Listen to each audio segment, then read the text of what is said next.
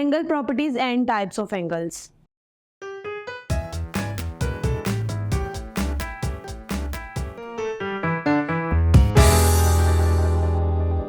Assalamu alaikum. I welcome you all on the platform of digital academic provided by Moonlight International Publishers. Hello my dear students, I'm your maths teacher. My name is Aisha. Where today's topic is about angle properties. Students, angle basically क्या होता है?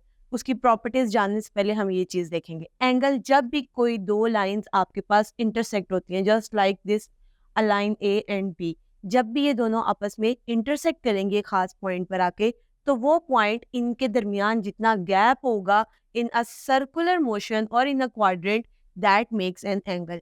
यहाँ पर for example आपके पास 60 degree का एक angle बन रहा है. पॉइंट 1 और पॉइंट 2 यानी कि लाइन 1 और लाइन 2 के दरमियान जो आपके पास डिस्टेंस आ रहा है, वो आप अगर एंगल्स डिग्रीज में देखेंगे तो वो यहाँ पर 60 डिग्री का आ रहा है. सबसे पहले जो केस आपके पास एंगल की प्रॉपर्टीज में दिखाया गया है, that is angle at a point and a line.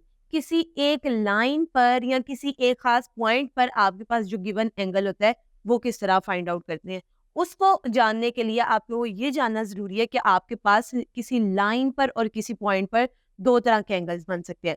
अगर आपके पास सेमी सर्कल के ऊपर एंगल बन रहा है तो डेफिनेटली वो 180 के दरमियान होगा, क्योंकि मैक्सिमम एंगल जो सेमी सर्कल पर होता है दैट इज अ 180 डिग्री. और अगर आप पूरी एक रेवोल्यूशन के दरमियान या एक रोटेशन के दरमियान एंगल देख रहे हैं जो कि 0 से स्टार्ट होके 180 देन डाउन एंड देन 0 पे एंड होता है, it makes an angle 360 degree. So यहाँ से हमें पता चला कि आपने एक पॉइंट और एक लाइन पर अगर एंगल देखने हैं तो उसकी टू पॉसिबिलिटीज हैं. या तो वो एंगल 180 के दरमियान होगा जो कि सेमी सर्कल बनाता है, या फिर वो एंगल 360 के दरमियान होगा जो कि एक कंप्लीट रेवोल्यूशन या रोटेशन है आपके पास.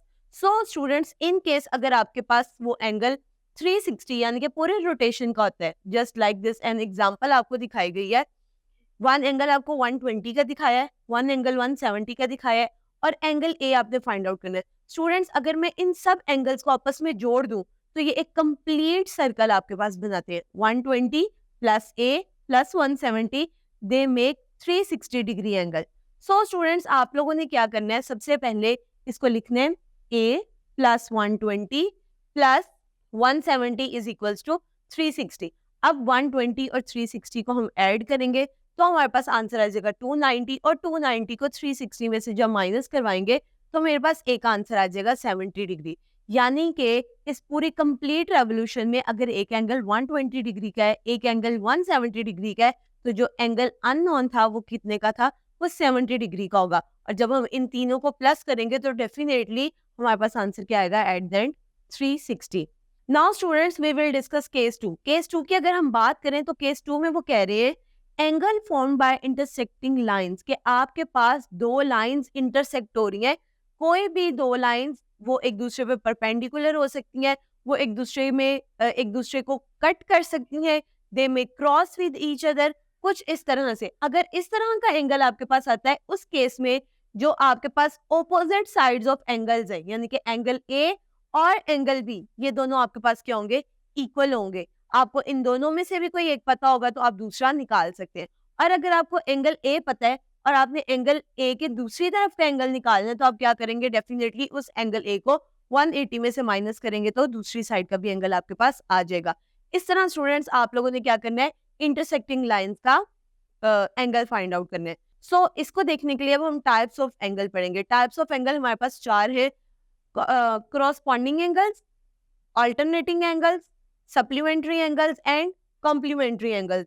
Now students, come to the first one, corresponding angles. corresponding angle आपके पास क्या होता है, अगर आपके पास दो पैरेलल लाइंस पर मैंने एक स्लोप ड्रॉ की है या मैंने एक लाइन इस तरह ड्रॉ की है कि वो आपके पास थोड़ी स्लांट लाइन बनेगी, तो उस केस में आपके पास क्या होगा, उस केस में आपके पास एंगल्स बन रहे हैं दो यहाँ पर फर्स्ट लाइन के साथ और इसी तरह डाउनवर्ड सेकेंड लाइन के साथ बन रहे हैं.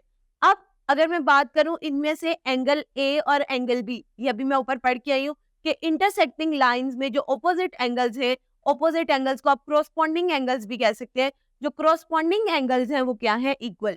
सो A is equals to B. अब क्योंकि ऊपर वाली लाइन का ऑपोजिट एंगल जो है वो नीचे सी का इस तरफ एंगल बन रहा है, तो जो एंगल बी है वो एंगल सी के इक्वल होगा। सो यहाँ से हमें पता चला ए, बी और सी तीनों आपस में क्या है, इक्वल एंगल है और करस्पॉन्डिंग एंगल्स है। इन तीनों का जो आंसर है वो सेम आएगा।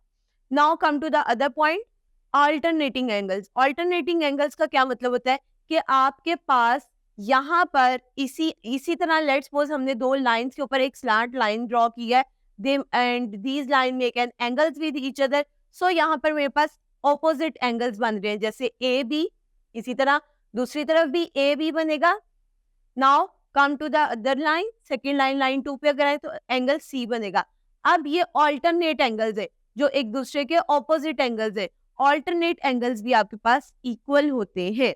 कम to the third angle, that is supplementary angle. Supplementary angle basically आपके पास ऐसा एंगल होता है कि जिसमें सम ऑफ एंगल्स जो होते हैं वो आपके पास 180 के इक्वल आए, यानी कि आपके पास सेमी सर्कल बने उन एंगल्स का। फॉर एग्जाम्पल अगर मैं बात करती हूँ एंगल 120 और एंगल 60, अगर मैं इन दोनों एंगल्स को सम करती हूँ तो मेरे पास आंसर आएगा 180 degree. So 180 is a supplementary angle. अगर मेरे पास कोई से दो एंगल्स का सम 180 के बराबर आता है तो मैं उसको क्या कहूंगी, सप्लीमेंट्री एंगल्स कहूंगी। इसी तरह अगर मैं कॉम्प्लीमेंट्री एंगल्स की बात करूं तो कोई ऐसे दो एंगल्स के जिनका सम मेरे पास 90 डिग्री के बराबर आता है तो वो मैं एंगल कौन से कहूंगी, कॉम्प्लीमेंट्री एंगल्स है। फॉर एग्जाम्पल कॉम्प्लीमेंट्री एंगल अगर मैं बनाती हूँ एक 40 का एंड एक 50 का, तो दोनों मिलकर क्या बना रहे हैं, 90 डिग्री का angle. So it is a complementary angle. Now students, इसको एक्सप्लेन करने के लिए और इसको समझने के लिए हम एग्जाम्पल पे गौर करते हैं। Find the value of x in the following diagram. आपको एक पूरी कंप्लीट रोटेशन दिखाई गई है जिसमें फर्स्ट एंगल 125 का है, सेकंड 160 का है, थर्ड आपके पास एक्स है। आपने क्या करना है, आपने बेसिकली एक्स की वैल्यू फाइंड आउट करनी है। और स्टूडेंट्स जैसा कि अभी हम पढ़ के आए हैं कि आपके पास तीनों एंगल्स का जो सम है वो किसके बराबर होता है, 360 के बराबर होता है। 360 क्यों, क्योंकि ये एक पूरी रोटेशन क्रिएट कर रहा है, रोटेशन बना रहा है, एक पूरी रेवोल्यूशन बना रहा है। 125 plus 160 plus x is equals to 360। मैं 125 में 160 ऐड करूंगी तो मेरे पास आंसर आ जाएगा 285, और उसको जब मैं 360 में से माइनस करवाऊंगी तो मेरे पास आंसर आ जाएगा 75।